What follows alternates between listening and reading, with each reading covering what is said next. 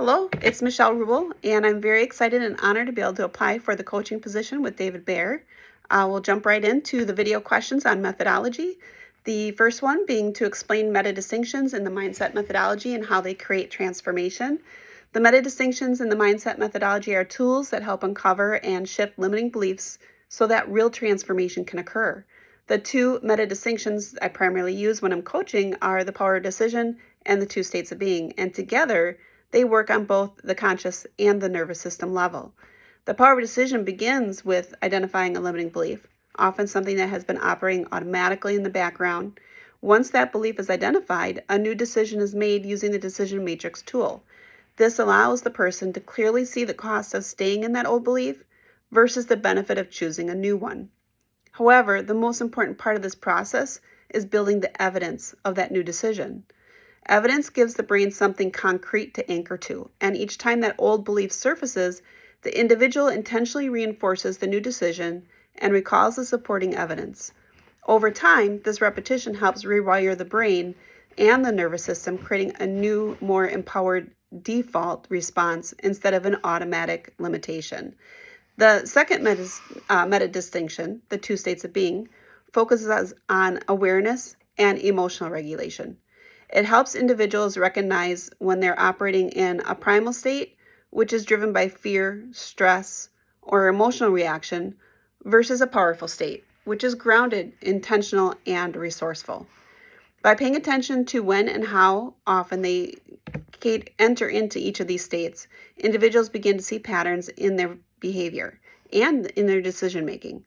Once a topic or a trigger is identified in that primal state, the decision matrix can again be used to reframe the experience and intentionally shift into a powerful state around it.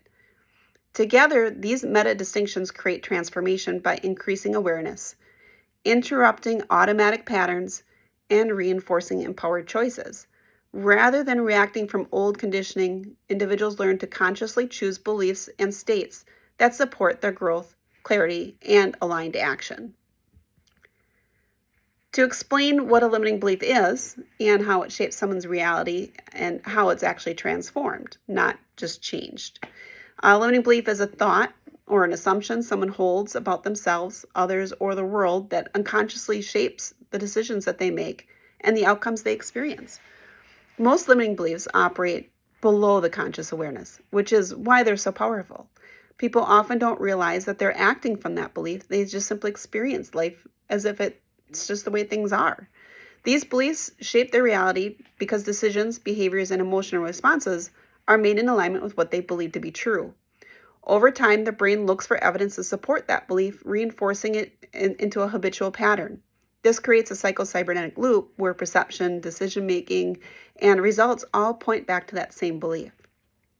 True transformation of a limiting belief goes beyond simply replacing one thought with another. The first step is awareness. Noticing the thought patterns or the state of being someone is operating from, and particularly when they feel stuck, triggered, or emotionally reactive. This often shows up in a primal state where fear, frustration, or overwhelm is present. Once the belief is recognized, the next step is to reconstruct that belief using the decision matrix. The tool helps uncover the cost of holding the limiting belief and the benefit of choosing a new and more empowering decision. Rather than forcing positive thinking, the individual is guided to identify the truth, a perspective that is both honest and empowering.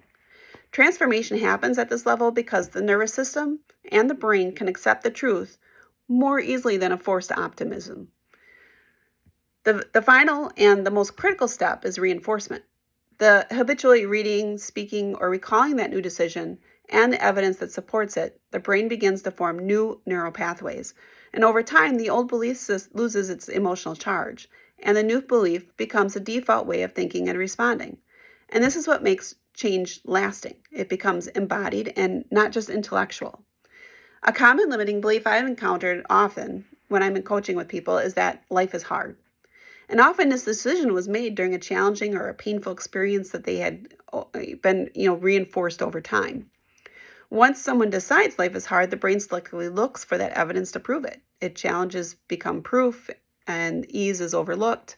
When working with this belief, I help individuals explore a new decision, such as maybe viewing life as adventurous.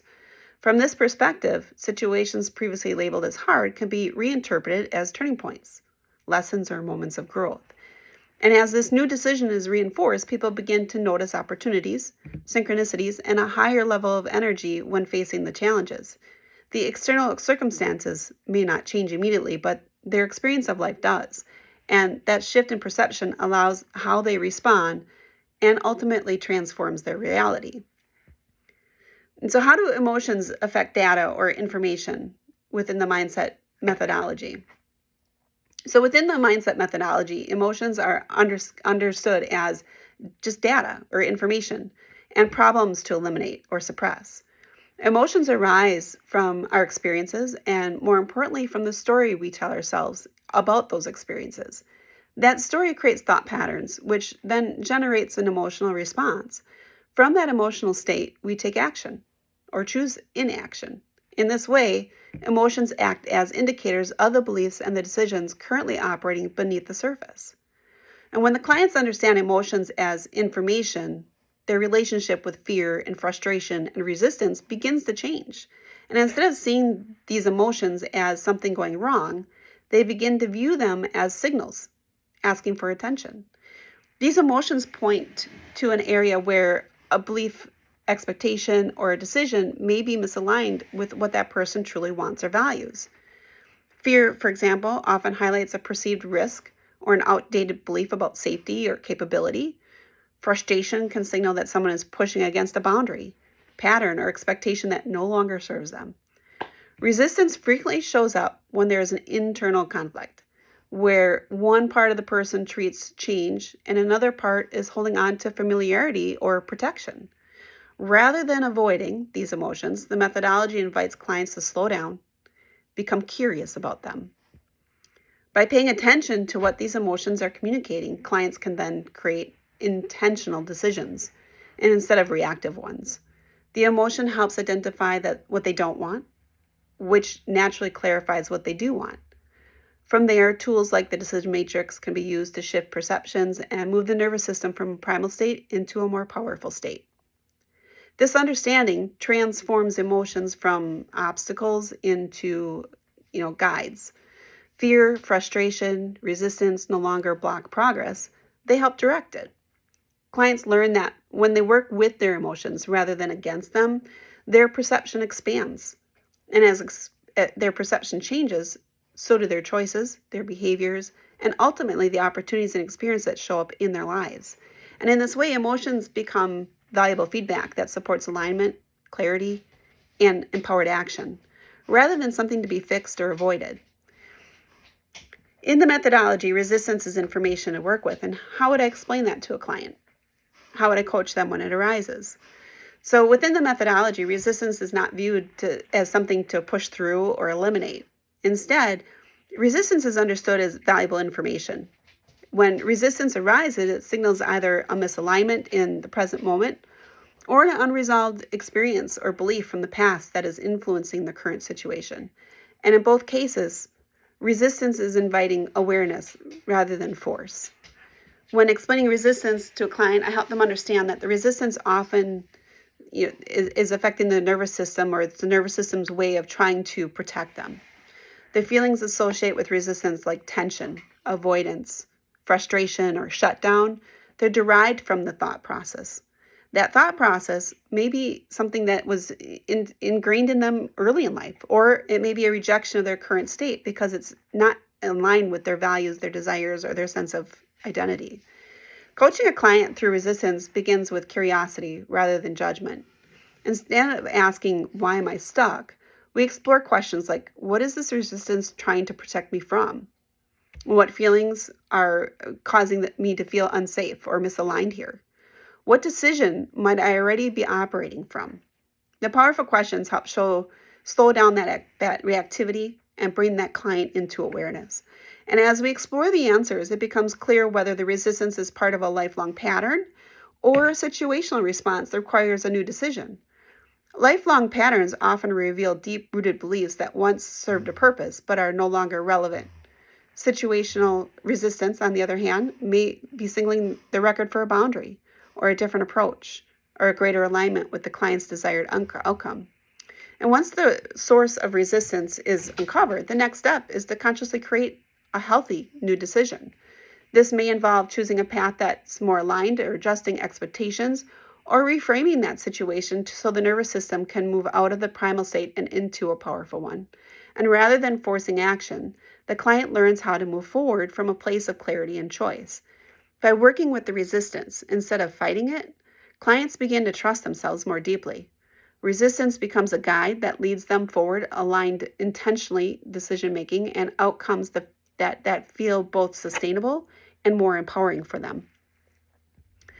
To go through like a coaching scenario where the client wants to focus on their marketing and how to get more clients, but they're stuck and they're having family pushback.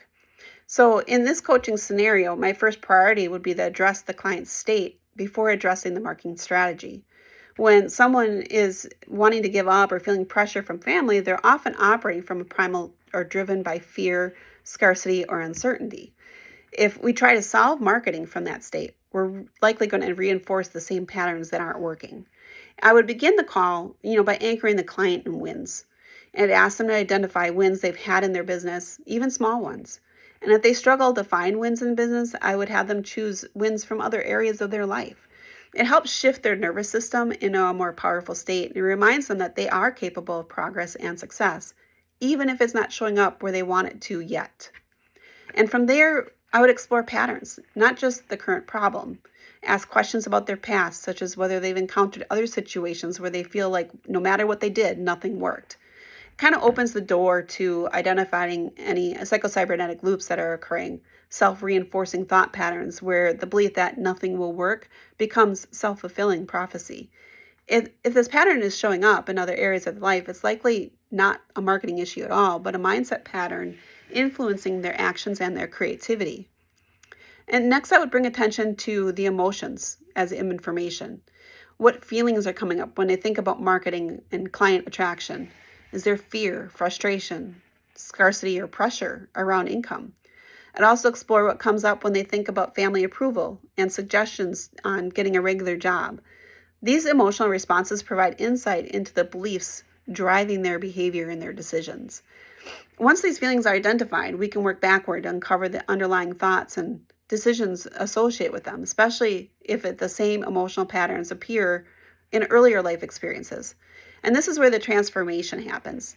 We can then use that decision matrix to make a new intentional decision that's aligned with their desired outcome rather than reacting from fear or external pressure. Gathering evidence to support this new decision helps rewire the brain and the nervous system so that the client can begin operating from clarity and confidence. Only after addressing these internal patterns would I move into strategy. And, when the client is in a powerful state, that creativity opens up, perception shifts, new marketing opportunities become visible, and in this methodology, we understand that often the problem being presented is not the actual problem. And by addressing the underlying beliefs and emotional patterns, we create space for sustainable actions and results.